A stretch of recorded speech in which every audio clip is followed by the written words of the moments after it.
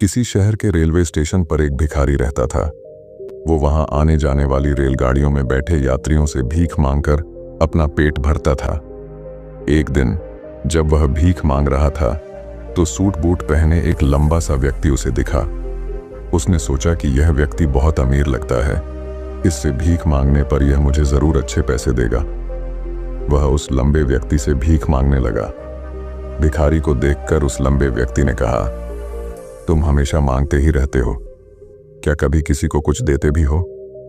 भिखारी बोला, साहब मैं तो भिखारी हूं, हमेशा लोगों से मांगता ही रहता हूं, मेरी इतनी औकात कहां कि किसी को कुछ दे सकूं। लंबा व्यक्ति बोला, जब किसी को कुछ दे नहीं सकते तो तुम्हें मांगने का भी कोई हक नहीं है।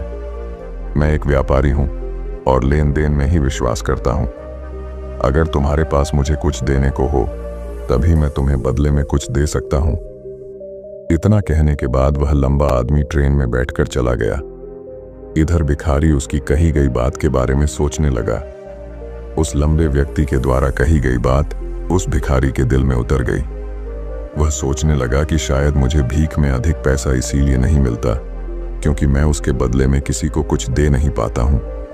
लेकिन मैं तो भिखारी हूं, किसी को कुछ देने लायक भी नहीं हूं।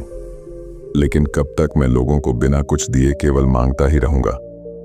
बहुत सोचने के बाद उस भिखारी ने निर्णय किया कि जो भी व्यक्ति उसे भीख देगा उसके बदले में वह भी उस व्यक्ति को कुछ जरूर देगा। लेकिन अब उसके दिमाग में यह प्रश्न चल रहा था कि वह खुद भिखारी है तो भीख के बदले में वह दूसरों को क्या दे सकता है। इस बात को सोचते हुए 2 दिन हो गए, लेकिन उसे अपने प्रश्न का कोई उत्तर नहीं मिला था।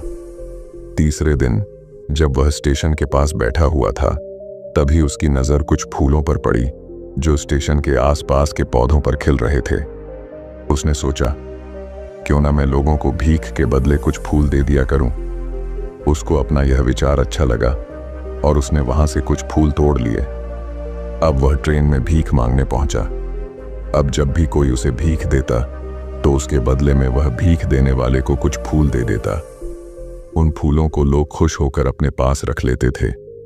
अब भिखारी रोज फूल तोड़ता और भीख के बदले में उन फूलों को लोगों में बांट देता था। कुछ ही दिनों में उसने महसूस किया कि अब उसे बहुत अधिक लोग भीख देने लगे हैं। वह स्टेशन के पास के सभी फूलों को तोड़ लाता था। जब तक उसके पास फूल रहते थे तब तक उसे बहुत से लोग भीख देते थे, लेकिन जब फूल बांटते बांटते खत्म हो जाते तो उसे भीख भी नहीं मिलती थी। अब रोज ऐसा ही चलता रहा। एक दिन जब वह भीख मांग रहा था तो उसने देखा कि वही लंबा व्यक्ति ट्रेन में बैठा है जिसकी वजह से उसे भीख के बदले फूल देने की प्रेरणा मिली थी। वह तुरंत उस व्यक्ति के पास पहुंच गया और भीख मांगते हुए बोला, आज मेरे पास आपको देने के लिए कुछ फूल हैं, आप मुझे भीख दीजिए तो बदले में मैं आपको कुछ फूल दूंगा। उस लंबे व्यक्ति ने उसे भीख के रूप में कुछ पैसे दे दिए और भिखारी ने कुछ फूल उसे दे दिए। उस लंबे व्यक्ति को यह बात बहुत पसंद आई। वह बोला, वाह क्या बात है, आज तुम भी मेरी तरह एक व्यापारी बन गए हो। इतना कहकर फूल लेकर वह लंबा व्यक्ति अपने स्टेशन पर उतर गया। लेकिन उस लंबे व्यक्ति द्वारा कही गई बात एक बार फिर से उस भिखारी के दिल में उतर गई। वह बार बार उस लंबे व्यक्ति के द्वारा कही गई बात के बारे में सोचने लगा और बहुत खुश होने लगा। उसकी आंखें अब चमकने लगीं। उसे लगने लगा कि अब उसके हाथ सफलता की वह चाबी लग गई है जिसके द्वारा वह अपने जीवन को बदल सकता है।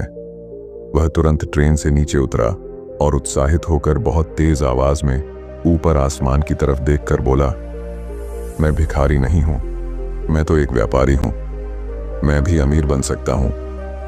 लोगों ने उसे देखा तो सोचा कि शायद यह भिखारी पागल हो गया है और अगले दिन से वह भिखारी उस स्टेशन पर फिर कभी नहीं दिखा। लेकिन 6 महीने बाद इसी स्टेशन पर 2 व्यक्ति सूट बूट पहने हुए यात्रा कर रहे थे। दोनों ने एक दूसरे को देखा तो उनमें से एक ने दूसरे से हाथ मिलाया और कहा, क्या आपने मुझे पहचाना? दूसरा व्यक्ति बोला, नहीं, क्योंकि मेरे हिसाब से हम लोग पहली बार मिल रहे हैं।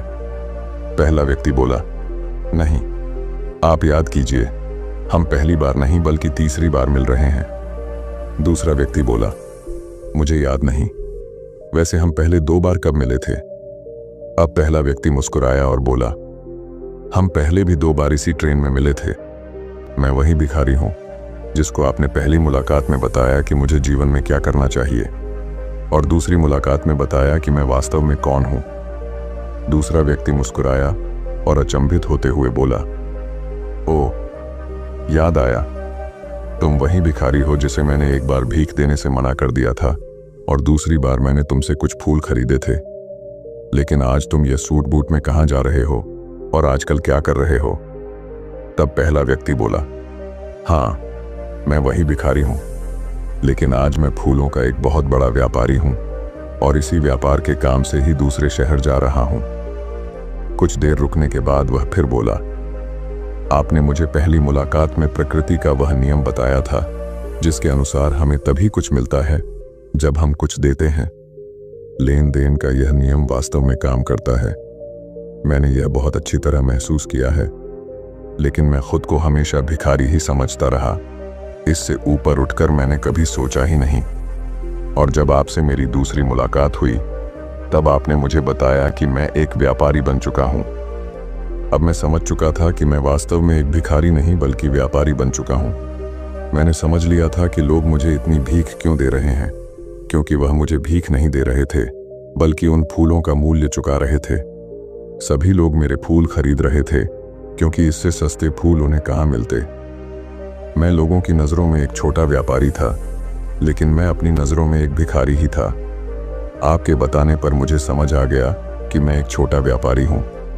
मैंने ट्रेन में फूल बांटने से जो पैसे इकट्ठे किए थे उनसे बहुत से फूल खरीदे और फूलों का व्यापारी बन गया। यहाँ के लोगों को फूल बहुत पसंद है और उनकी इसी पसंद ने मुझे आज फूलों का एक बहुत बड़ा व्यापारी बना दिया। दोनों व्यापारी अब खुश थे और स्टेशन आने पर साथ उतरे और अपने अपने व्यापार की बात करते हुए आगे बढ़ गए। दोस्तों, इस कहानी से हमें बहुत कुछ सीखने को मिलता है। कहानी में लंबा व्यापारी गिव एंड टेक के नियम को बहुत अच्छी तरह जानता था। दुनिया के सभी बड़े व्यापारी इसी जीवन के नियम का उपयोग करके सफल हुए हैं। इस फॉर्मूले को उसने भिखारी को भी बताया। भिखारी ने इस प्राकृतिक नियम को अपना लिया और इसका असर उसके जीवन में साफ दिखाई देने लगा। उसने अपनी सोच बदली और उसकी जिंदगी बदल गई। यह कहानी हमें बताती है कि हम यदि अपनी सोच बदल लें तो कुछ भी हासिल किया जा सकता है। यदि हम खुद को छोटा समझते रहेंगे तो हम हमेशा छोटे ही बने रहेंगे। बड़ा बनने के लिए हमें अपनी सोच को बदलना होगा और खुद के बारे में बड़ा सोचना होगा। कहानी का सार यह है कि सफलता आपकी सोच में छुपी होती है। खुद का आत्मसम्मान जगाइए, अपनी सोच को बड़ा बनाइए और देखिए कैसे आप सफलता के शिखर पर पहुंच जाते हैं।